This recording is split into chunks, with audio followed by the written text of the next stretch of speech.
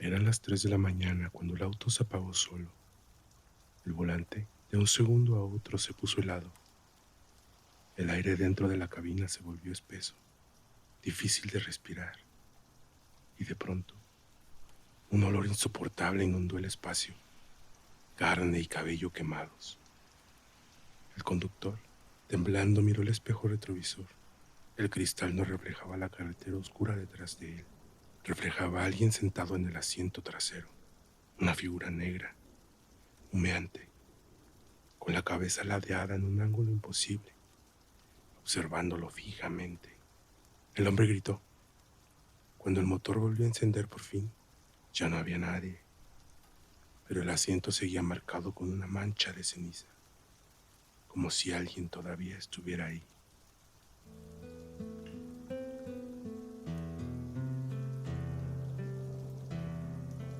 Buenas noches, caminantes.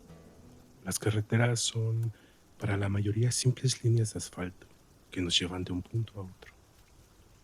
Pero para quienes viven en ellas, traileros, taxistas, viajeros de madrugada, la carretera es un no lugar, un espacio donde las reglas de la realidad parecen doblarse cuando las luces de la ciudad quedan atrás. La ciencia lo llama hipótesis de carretera, un estado mental donde el conductor pierde la noción del tiempo. Pero, ¿qué pasa cuando lo que ves en ese estado no es una alucinación por cansancio? En el folclore de las rutas existe la regla de oro. No te detengas, no mires el retrovisor y, sobre todo, no subas a nadie, porque la oscuridad, las almas en pena no buscan un aventón, buscan un reemplazo. En el episodio 30 exploraremos los kilómetros más oscuros de nuestras rutas. Escucharemos el relato de un grupo de amigos que descubrió que el tiempo puede retroceder en un tramo olvidado. Conoceremos el tramo de un taxista en Querétaro, que aprendió que la gratitud de un pasajero puede venir desde el más allá. Y como nuestra corona de horror, viajaremos a kilómetro 185, donde un trailero enfrentó a una entidad que ya no era humana, algo que decidió que esa noche él no viajaría solo. Ahora sí, caminante, apaga la luz, ponte tus audífonos y escucha lo que camina con nosotros. Yo soy Rax, tu narrador de confianza, y esto es Sendero Susurrante Podcast.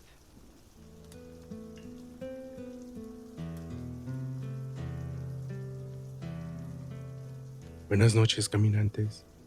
Este relato me lo envía un suscriptor que prefiere mantenerse en el anonimato, pero que vivió algo que hasta hoy le sigue erizando la piel. Esto ocurrió en el 2005, en una carretera de rancho, de esas donde de noche no hay más que oscuridad y recuerdos que no se han ido. Eran como las 2 de la madrugada. Mis compas y yo andábamos echando desmadre, dando vueltas sin rumbo en una camioneta. Ya íbamos de regreso a nuestro rancho, cansados, medio acelerados todavía, pero con esa sensación rara que se siente cuando la noche está demasiado callada. Y hay que decirlo como es, eran tiempos violentos. Ustedes me entienden, ¿no? En esos años, ver a alguien solo en la carretera a esas horas no era cualquier cosa. Uno aprendía a desconfiar, pero también a no dejar tirado a nadie, porque nunca sabías cuándo te podía tocar a ti. Fue entonces cuando lo vimos. Un don, un señor que lucía ya muy mayor, caminando por la orilla del camino. Caminaba muy despacio. Tenía puesto un sombrero de paja, vestía ropa sencilla. Caminaba como si no tuviera prisa, como si supiera exactamente a dónde iba. Nos miramos entre nosotros.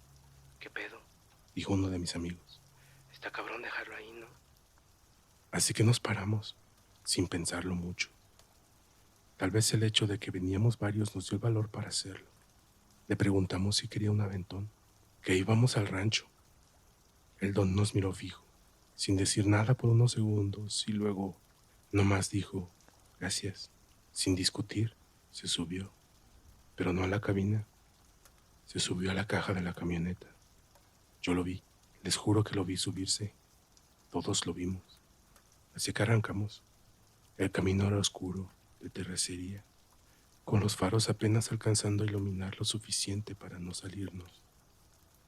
Íbamos platicando, riéndonos, diciendo tonterías, sin pensar mucho en el don que venía atrás. hasta que llegamos al rancho. Entramos por la plaza, dimos la vuelta para dejarlo y fue ahí cuando uno de mis compas dijo, «Güey, ¿y el don?» Se hizo un silencio bien pesado. Todos volteamos hacia la caja de la camioneta, pero ya no había nadie. «No mames», dije un poco asustado. De seguro se cayó y ni cuenta nos dimos. El corazón se me subió a la garganta. Sin pensarlo, dimos la vuelta en chinga y regresamos por el mismo camino, buscando con los faros, esperando no encontrarlo tirado, esperando no ver un cuerpo destrozado en la orilla.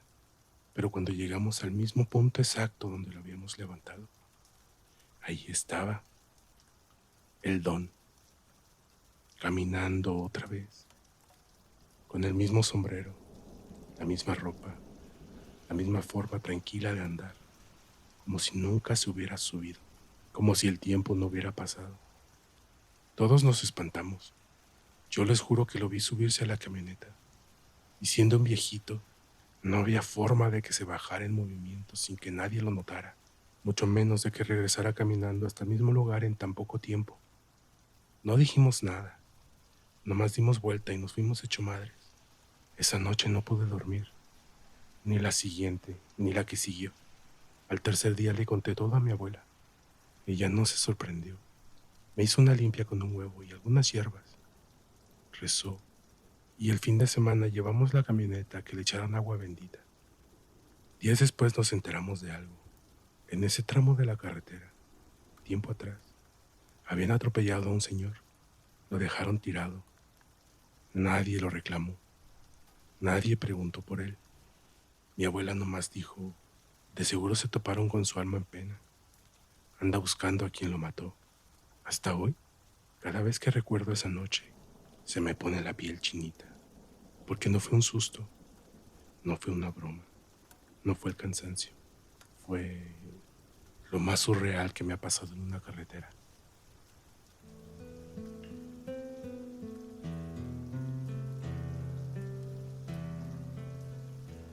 Este relato me lo envió un suscriptor que vivió algo extraño durante su adolescencia. Algo que ocurrió frente a la casa de sus padres y que cambió para siempre la forma en que miraban esa calle cuando caía la noche. Esto pasó por ahí del 2003. Frente a la colonia donde vivían mis papás, ocurrió un accidente muy fuerte. De esos que todo el barrio recuerda. Un chavo perdió el control de su carro y se estrelló contra un árbol enorme. El impacto fue tan violento que el vehículo terminó incendiándose. Cuando llegaron los servicios de emergencia ya no había nada que hacer. Días después se supo, por comentarios de vecinos y por lo que contaron los mismos policías, que los forenses encontraron el cuerpo irreconocible por el fuego, tan negro que apenas se podían distinguir las extremidades. El árbol quedó tan dañado por el choque y el fuego que terminaron por derribarlo. De ese lado de la calle no había casas, solo monte y un camino de terracería que bajaba hacia un arroyo. Con el tiempo, el lugar quedó así, abandonado, oscuro, como si nadie quisiera tocarlo. Meses después, mis amigos y yo teníamos la costumbre de quedarnos hasta bien entrada la madrugada en la calle, sobre todo en vacaciones de verano. Sacábamos una bocina, poníamos música, platicábamos de tonterías sin preocuparnos mucho por nada, hasta que una noche lo vimos. Desde el camino de terracería, alguien venía saliendo del monte. Vestía completamente de negro, caminaba despacio y movía las manos de una forma extraña, como si estuviera espantando moscas o quitándose algo invisible del cuerpo. Intentamos verle la cara, pero no pudimos distinguir alguna facción. Era como si una sombra constante le cubriera el rostro, sin importar desde dónde lo miráramos. No se distinguían ojos, ni boca, ni gesto alguno. Nos quedamos callados. No parecía borracho, no parecía alguien del barrio, y definitivamente no parecía alguien perdido. En cuestión de segundos volteamos para comentarlo entre nosotros, y cuando regresamos la mirada al camino, ya no estaba, como si se hubiera disuelto en el aire.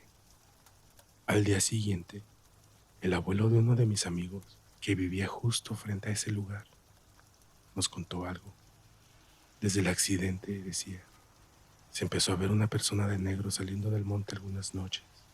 No siempre, no a la misma hora, pero siempre desde el mismo punto.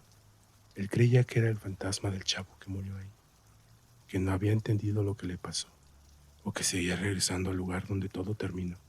No le dimos demasiada importancia. Hasta unos días después, esa noche, ya pasada la medianoche, vimos a una persona parada en medio de la calle, justo frente al lugar del accidente, completamente inmóvil. No caminaba, no hablaba, solo estaba ahí, mirando lo poco que quedaba de aquel árbol. Después de unos segundos se dio la vuelta y caminó directo hacia el monte, perdiéndose entre la oscuridad del camino. Otra noche, igual de tarde, igual de tranquila. Estábamos en la calle cuando una figura pasó corriendo junto a nosotros. A pocos metros, era completamente negra, como una silueta sólida. No habló, no giró la cabeza, no se le distinguían facciones. Solo corrió.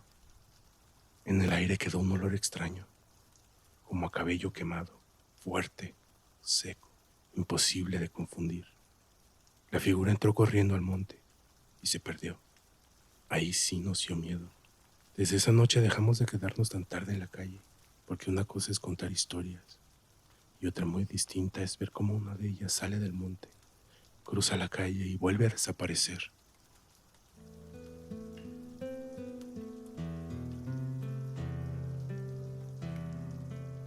Caminantes, lo que acabamos de escuchar sobre esa figura negra que sale del monte es solo el principio. El olor a cabello quemado es una señal de advertencia que muchos ignoran hasta que es demasiado tarde. Antes de pasar a los dos relatos más intensos de la noche, quiero pedirles un favor. Si este viaje por la carretera les está erizando la piel, denle like al video. Eso nos ayuda a que el algoritmo no nos pierda en la oscuridad de la ruta. Suscríbete si aún no lo has hecho, para que nunca te falte una historia que te mantenga despierto. Prepárense, porque lo que sigue en Querétaro y Veracruz les quitará las ganas de manejar de noche.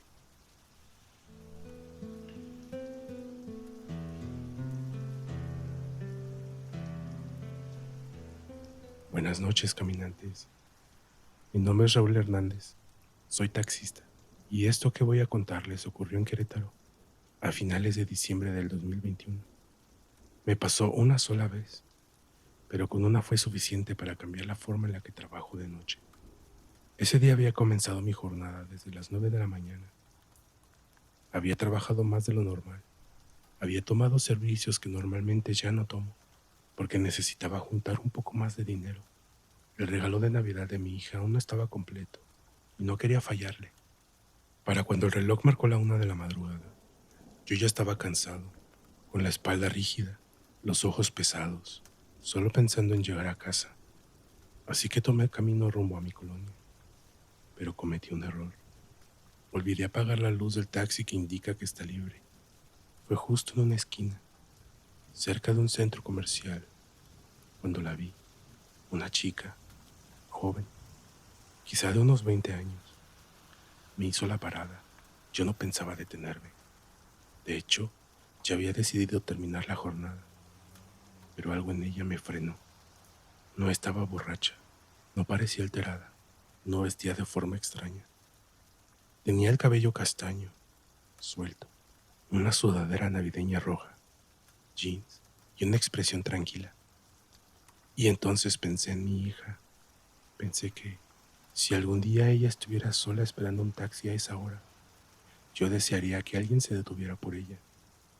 Así que respiré hondo y me orillé. La chica subió al asiento trasero y me dio la dirección. Para mi mala suerte, quedaba justo del lado opuesto a mi casa. Claro que sí, señorita, le dije. Ahorita llegamos. Ella solo asintió con la cabeza y sonrió. Durante todo el trayecto no hablamos. Yo llevaba el radio encendido. Sonaba música suave y de vez en cuando la miraba por el espejo retrovisor. Ella iba observando por la ventana con una sonrisa tranquila, casi agradecida, como si supiera que pronto estaría en casa, a salvo. El ambiente dentro del taxi era extraño, pero no incómodo, solo silencioso, demasiado silencioso. Finalmente llegamos. Abrió su bolso y comenzó a buscar dinero. De pronto se quedó quieta y levantó la mirada. Creo que no traigo efectivo. Me dijo con una sonrisa penada. ¿Me espera tantito? Entro por dinero y salgo enseguida. A mí no me gustaba la idea. Nunca me ha gustado esperar así. Pero otra vez pensé en mi hija. Está bien, señorita, le dije. Aquí la espero, pero no se tarde, por favor. Ella bajó del taxi. La vi caminar hasta la puerta. La vi sacar su llave, abrir, entrar y cerrar detrás de ella. Pasaron 5 minutos, luego 10. El frío empezó a meterse en mi cuerpo. El silencio era pesado. Me desesperé. Bajé del taxi y toqué la puerta. Pensaba en reclamar mi pago, la verdad. Después de unos segundos abrió una señora, quizá de unos 50 o 60 años, con el cabello recogido, claramente adormilada. Le expliqué lo que había pasado, que había traído a una chica, que había entrado por dinero y no salía. La mujer me miró y empezó a llorar. Espéreme, me dijo con la voz quebrada. Entró a la casa y regresó con una fotografía en la mano. Era ella, la misma chica, la misma risa dulce, la misma sudadera roja. Sentí un escalofrío recorrerme entero. Es mi hija, me dijo. Murió hace 2 años, en un accidente, muy cerca del centro comercial. Esa foto, me explicó, se la habían tomado el mismo día del accidente, por la tarde. Me preguntó cuánto se debía del viaje, pero yo no pude responder. Sentí un frío intenso. Las manos me temblaban. La voz no me salía. Lo siento mucho, señora. No es nada. Eso fue lo único que pude decir. Me subí al taxi y me fui. No recuerdo el camino de regreso. Solo recuerdo llegar a casa y sentarme en silencio. Desde esa noche evito pasar por ese lugar cuando es de madrugada. Y si veo a alguien esperando un taxi a esa hora, lo pienso 2 veces.